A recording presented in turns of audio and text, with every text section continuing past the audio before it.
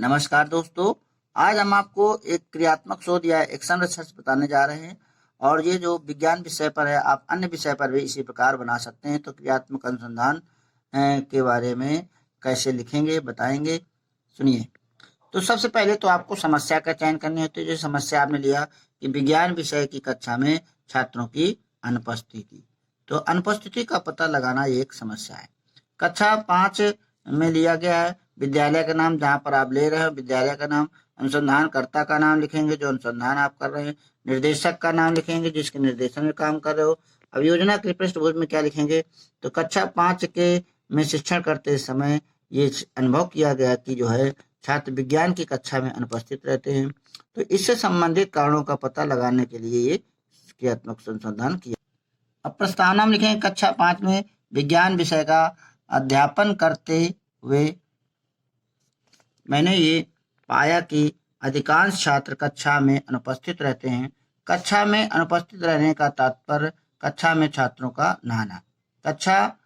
छात्र कक्षा में विज्ञान के अध्यापन के समय अनुपस्थित रहते हैं। इसी प्रकार आप सामाजिक विज्ञान विषय में अन्य विषय में लिख सकते हैं। मेरे द्वारा पाठ का अच्छी तरह से प्रस्तुतिकरण स्पष्ट करने के बाद भी जब कारणों को जानने का प्रयास किया गया तो जिसके कारण मेरे सामने ये समस्या उत्पन्न हुई, इस समस्या को दूर करने तथा अनुपस्थित होने के कारणों को पता लगाने के लिए मैंने ये क्रियात्मक शोध किया है। समस्या है तो समस्या है कि विज्ञान विषय के में छात्रों के अनुपस्थित रहने के कारणों को पता लगाना, उसका निराकरण करना। समस्या की व्याख्या करनी है आपको। कक्षा 5 के छात्रों को विज्ञान विषय की कक्षा में अनुपस्थिति के क्या कारण हैं, इसका पता लगाने के लिए मैंने शोध का समस्या का चयन किया। अब आपको परिकल्पना बनानी है। परिकल्पना बहुत जरूरी होती है। तो परिकल्पना आप 4 से 5 परिकल्पना बनाएंगे। तो प्रस्तुत शोध में निम्न परिकल्पनाओं का प्रयोग किया गया। जैसे विद्यालय में अनुचित दंड दिए जाने के कारण छात्र अनुपस्थित रहते हैं। छात्र कक्षा में छात्राध्यापिका द्वारा अत्यधिक गृहकार्य दिए जाने के कारण कक्षा में अनुपस्थित रहते हैं। छात्रों के पास पाठ सामग्री न होने के कारण कक्षा में अनुपस्थित रहते हैं। छात्रों के पास उचित वेशभूषा न होने के कारण छात्र अनुपस्थित रहते हैं। तो इस प्रकार से कई हम परिकल्पना बनाएंगे। परिकल्पना जो है किसी समस्या का प्रस्तावित उत्तर होता है या किसी प्रश्न का संभावित उत्तर होता है। अब प्रश्नावली का यहाँ पर हम स्वनिर्मित प्रश्नावली का प्रयोग करेंगे। तो न्यायादर्श में सैंपलिंग आपने कहाँ से किया, तो कक्षा 5 के लिए छात्र 25 और प्राथमिक विद्यालय का नाम लिखेंगे। अब विधि, तो जब मैं कक्षा 5 में गई तो मैंने देखा कि अधिकांश छात्र कक्षा में अनुपस्थित हैं। उस दिन रोचक व प्रभावपूर्ण तथा दृश्य सामग्री आदि प्रयोग कर उन्हें पढ़ाने के बावजूद छात्र दूसरे दिन कक्षा में अनुपस्थित रहे। तब मेरे सामने छात्रों की अनुपस्थिति की समस्या सामने आई। इस समस्या के समाधान हेतु मैंने प्रश्नावली तैयार की। कक्षा 5 में इस प्रश्नावली संबंधित छात्रों को निर्देश दिए कि इस प्रपत्र में 6 प्रश्न हैं जिसके उत्तर आपको हाँ या ना में नहीं देने हैं। इसके लिए आपको 10 मिनट का समय दिया जाएगा। समय समाप्त होने पर आपसे यह प्रपत्र ले लिया जाएगा। आप लोग इसे स्वयं हल करेंगे। इस निर्देश के बाद मैंने उन्हें प्रपत्र बांट दिया और 10 मिनट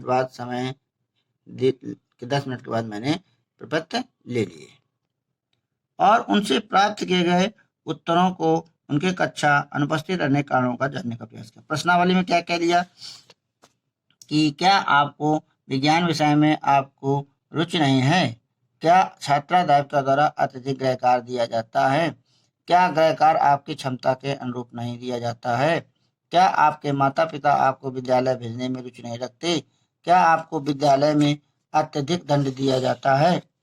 तो आंकड़े में छात्रों ने लिखा। प्रश्न 1 2 3 4 5 में कुछ ने हाँ लिखा, 25 ने जो है हाँ लिखा। इन प्रश्नों पर हाँ नहीं जो उत्तर आया उसके आधार पर हमने परिणाम मूल्यांकन निकाला। तो प्रश्नों द्वारा शोध करने पर ये परिणाम निकल कर आया कि परिकल्पना नंबर 2 सत्य है। इसका पता इससे चलता है कि जब छात्रों ने निम्न 5 परिकल्पनाएं पूरी पूछी गई तो छात्रों ने परिकल्पना नंबर 2 जिसको पूछा गया कि तो छात्राध्यापिका द्वारा अत्यधिक गृहकार्य दिया जाता है। इस प्रश्न के उत्तर में कक्षा की सभी छात्र छात्राओं की संख्या 25 है ने जवाब हाँ में दिया, जिस कारण परिकल्पना नंबर 2 सत्य साबित हुई। छात्रों का विज्ञान विषय में अत्यधिक गृहकार्य दिए जाने के कारण छात्र कक्षा में अनुपस्थित रहते हैं। अब परिणामों को जो है नवीन परिस्थितियों में प्रयोग करना।